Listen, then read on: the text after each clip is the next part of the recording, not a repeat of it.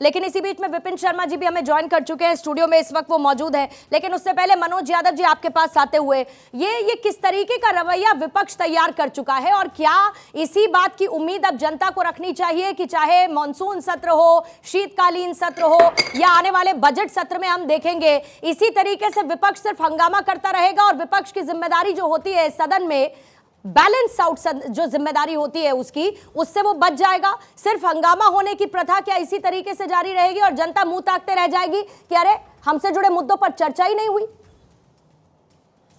बिल्कुल सही कहा आपने पूर्णिमा जी। आपकी डिबेट में एक नैरेटिव बड़ा अच्छा देखने को मिला कि जो मौजूदा सत्ता की प्रवक्ता हैं वो रिएक्ट कर रही है विपक्ष की तरह, और जो मौजूदा विपक्ष के कांग्रेस के साथी हैं वो बड़े धीर गंभीर होके सत्ता का रिएक्शन कर रहे हैं कि जैसे सत्ता में है सारी जवाबदेही उन्हीं की।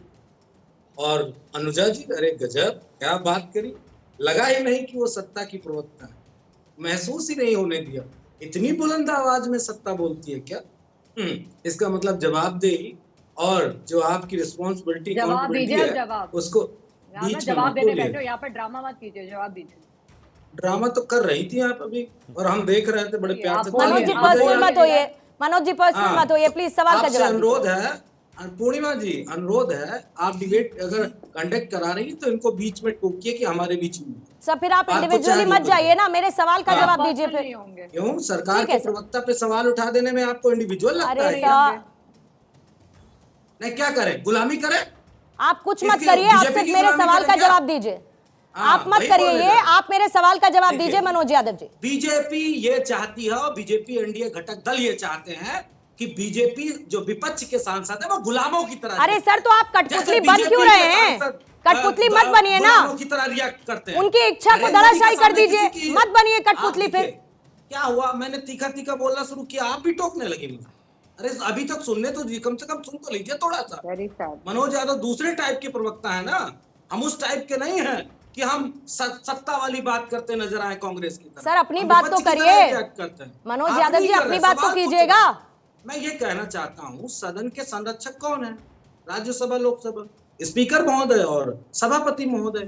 तो जब 150 से ज्यादा सदस्य निलंबित कर दिए गए तो फेलियर किसका है? वो इस फेलियर पर्सन जो ड्राइविंग सीट पे बैठा है। तो ड्राइवर पे सवाल क्यों नहीं हो रहे भाई? सवाल किस पे किए जाएंगे? जो सवारियां बैठी हैं उन पे सवाल होगा, जो कंडक्टर की भूमिका निभा रहे हैं उन पे सवाल भी अपनी सूटेबिलिटी के हिसाब से कानों तक पहुंच रहे हैं मनोज यादव जी, आपको सवाल भी अपनी सूटेबिलिटी के हिसाब से कानों तक पहुंच रहे हैं। क्योंकि पहला सवाल बीजेपी की प्रवक्ता से ही था और पहला सवाल इसी को लेकर था और पिछले 6 दिन से इसी पर चर्चा हो रही है कि इतने सांसदों को जो सस्पेंड कर दिया गया, इसके अलावा क्या कोई और रास्ता नहीं था? इसी पर चर्चा हो रही है। लेकिन अपनी सूटेबिलिटी के हिसाब से चूज मत करिए, सिलेक्टिव अप्रोच मत रखिए मनोज यादव जी। नरेंद्र मोदी ने, अरे क्यों नरेंद्र मोदी क्या भगवान है क्या जो सिलेक्टिव अप्रोच है? सवाल नहीं पूछा गया क्या सरकारों से? पूर्णिमा की सरकारों से सवाल नहीं पूछा गया क्या? मैं ये पूर्णिमा जी जानना चाहता हूँ, मनमोहन सिंह से सवाल नहीं पूछा गया? कौन से प्रधानमंत्री जिनसे सवाल नहीं पूछा गया? और अगर आज पूछा जा रहा है तो कोई ब्रह्मा जी का अवतार है कि विष्णु जी का अवतार है नरेंद्र मोदी जो उनके सामने सवाल नहीं होंगे?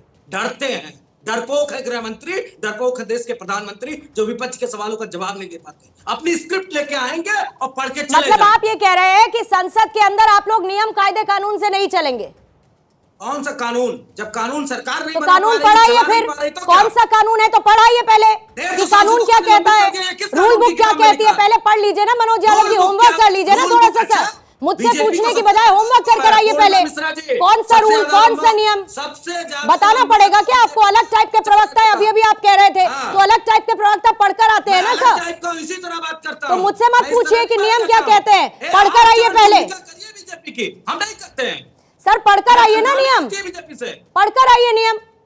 आप करिए चरण चुम्बिका बीजेपी की, आप उनका गुणगान करिए, हम नहीं करते। सर आप पहले जरा उत्तर प्रदेश में तय कर लीजिए कि सीट शेयरिंग का फॉर्मूला क्या होगा, उसके बाद जो मुझे तय करना है वो मैं कर लूंगी। पहले जरा इंडिया गठबंधन के साथ अपनी नैया पार लगा लीजिए, फिर उसके बाद बात कीजिएगा। आपकी भी नैया पार हो जाएगी अगर दो बत्तीवारा बन गए ना। सर तो मेरे आपकी भी करियर नैया की पार चिंता कर आप लेंगे। मत करिए मनोज यादव जी, हाँ, अपनी पार्टी की आप चिंता निश्चित करिए, रहिए, परेशान ना पार्टी की होइए। चिंता करिए।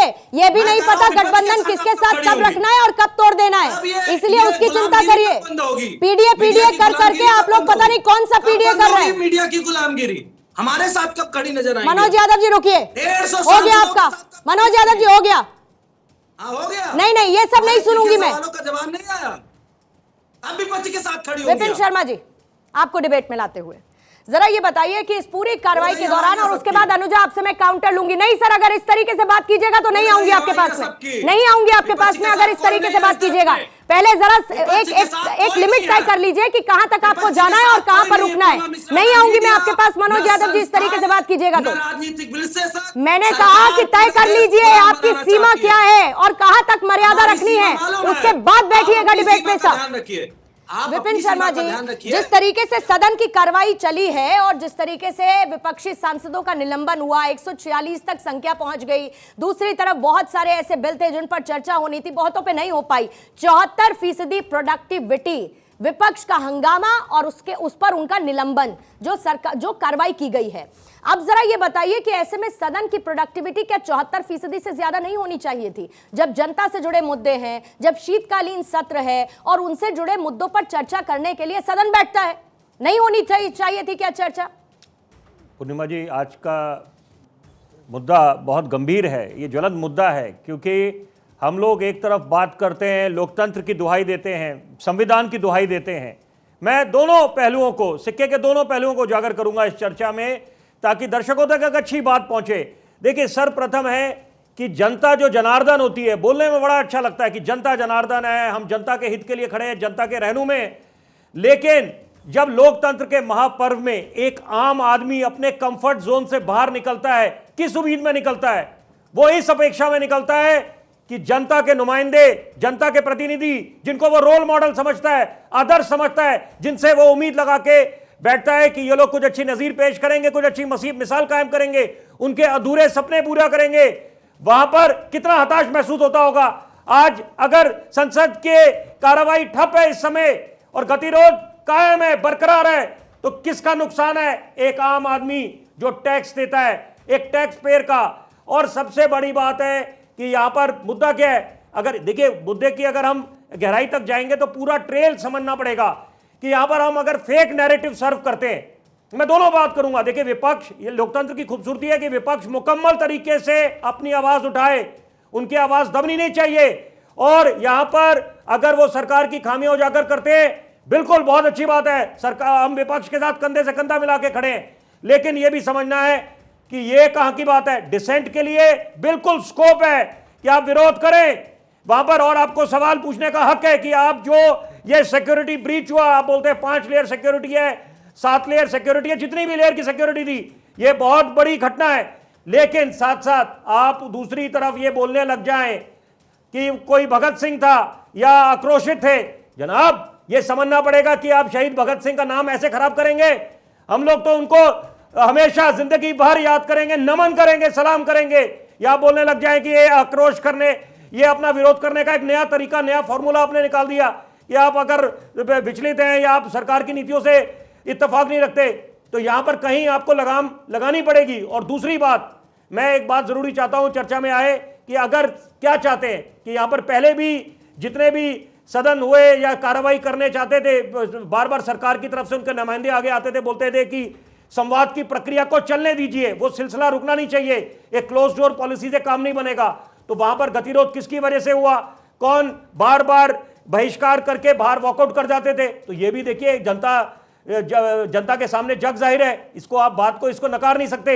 यहां पर नुकसान एक आम आदमी का हो रहा है। और सबसे बड़ी बात है कि यहां पर जो 2024 का बड़ा वाला चुनाव दस्तक दे रहा है, यह वक्त आ गया है कि सबको समझदारी दिखानी पड़ेगी, अपना दायित्व समझना पड़ेगा, पक्ष को भी, सत्ता पक्ष को भी, विपक्ष को भी, कि जनता जो आपको रोल मॉडल समझ के बैठी है, आदर्श समझ के बैठी है, आप लोग ये क्या, you have to lead by an example, you have to lead from the front. और इसके विपरीत आप लोग जाके हंगामा करते हैं और यहां पर आप बात करने की प्रक्रिया चल नहीं रही है। और यही मैं इसकी तुलना करना चाहूंगा, बड़ा दुख हो रहा है मेरे को बोलते हुए कि जब किसान आंदोलन चल रहा था, देश का अन्नदाता है हमारा किसान, हम उसको सलाम करते हैं हर एक मन से, लेकिन वहां पर भी बार बार बोला जा रहा था कि एक क्लोज डोर पॉलिसी ने रखे, चर्चा हो उस पे। तो यहां पर कौन विरोध कर रहा था? चर्चा के लिए हमेशा दरवाजे खुले रहने चाहिए। क्या आप संवाद ही नहीं करेंगे तो आप कैसे, गाड़ी तो वहीं की वहीं रुक जाएगी। और सबसे बड़ी बात है कि मैं एक और उदाहरण देना चाहूंगा, जो इंडो चाइना, जब हमारा चीन के साथ, जो हमारा दुश्मन नंबर 1 है, जो कभी बाज नहीं आने वाला, उनके साथ भी मिलिट्री लेवल, डिप्लोमेटिक लेवल का, कॉर्पोरेट कमांडर लेवल पे वार्ता चलती रही। जबकि हम लोग भली भांति जानते हैं कि ये चीनी कभी बाज नहीं आने वाले, लेकिन फिर भी चर्चा होती है। आपका पॉइंट मैं समझ गई, चलते रहने मैं आपका पॉइंट बिल्कुल समझ गई कि संवाद के लिए मंच आखिर क्यों नहीं रखा गया। आती हूं मैं सर आपके पास।